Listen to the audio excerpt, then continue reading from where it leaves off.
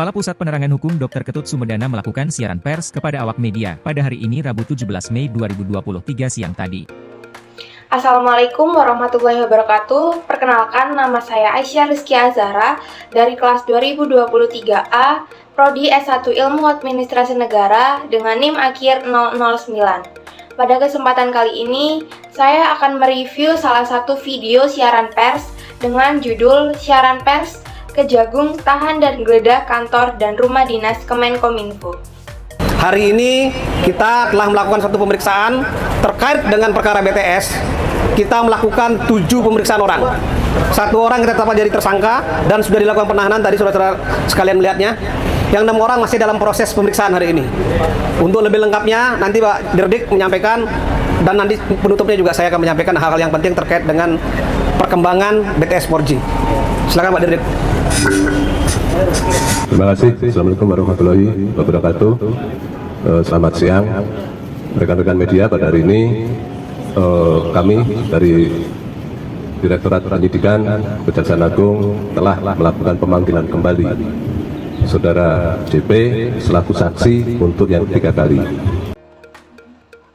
Dalam video siaran pers ini mencangkup pengumuman penetapan tersangka terhadap Menteri Komunikasi dan Informatika Republik Indonesia dengan inisial JGP dalam kasus dugaan korupsi proyek pembangunan BTS 4G oleh Badan Aksesibilitas Telekomunikasi dan Informasi atau Bakti Kominfo.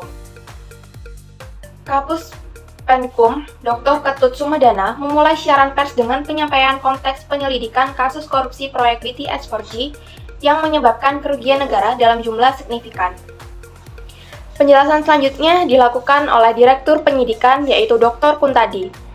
Ia memberikan penjelasan teknis terkait langkah-langkah penyidikan, termasuk pengumpulan dokumen, alat elektronik, dan barang bukti lain dari lokasi penggeledahan. Ia juga menegaskan bahwa kasus ini ditangani secara profesional berdasarkan hukum. Kejagung menyampaikan bahwa bukti yang dikumpulkan selama penyidikan telah cukup untuk menetapkan JGP sebagai tersangka utama dalam kasus ini. Selain itu, penggeledahan dilakukan untuk memperkuat bukti-bukti tambahan yang relevan dengan dugaan korupsi tersebut. Selanjutnya yaitu penekanan utama dalam video siaran pers ini. Kasus ini merupakan bagian dari upaya pemerintah untuk memberantas korupsi di sektor publik. Kejagung menegaskan tidak ada toleransi terhadap pelanggaran hukum meskipun melibatkan pejabat tinggi. Proses hukum berjalan dengan prinsip transparansi, akuntabilitas, dan kepastian hukum. Selanjutnya yaitu analisis komunikasi. Yang pertama ada kejelasan informasi. Dalam video siaran pers disampaikan dengan bahasa yang formal dan terstruktur, memudahkan audiens memahami inti permasalahan. Yang kedua ada nada dan sikap. Kejagung menunjukkan sikap tegas dan profesional dalam menangani kasus ini. Yang ketiga ada transparansi.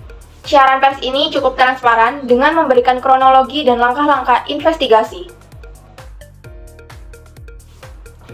Selanjutnya yaitu saran perbaikan.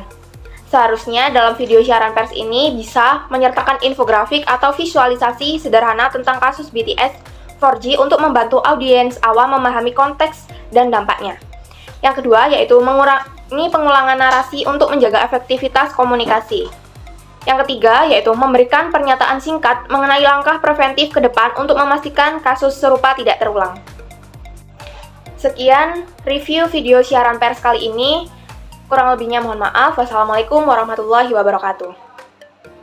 Penetapan tersangka dan penahanan terhadap JGP adalah murni penegakan hukum dan tidak ada unsur politik di dalamnya. Kejaksaan memiliki kewajiban untuk mengawal proyek strategi nasional, dalam hal ini proyek penyediaan infrastruktur Base Transceiver Station, BTS, 4G dan infrastruktur pendukung paket 1, 2, 3, 4 dan 5 demi kepentingan masyarakat yang belum terjangkau internet sesuai dengan program pemerintah.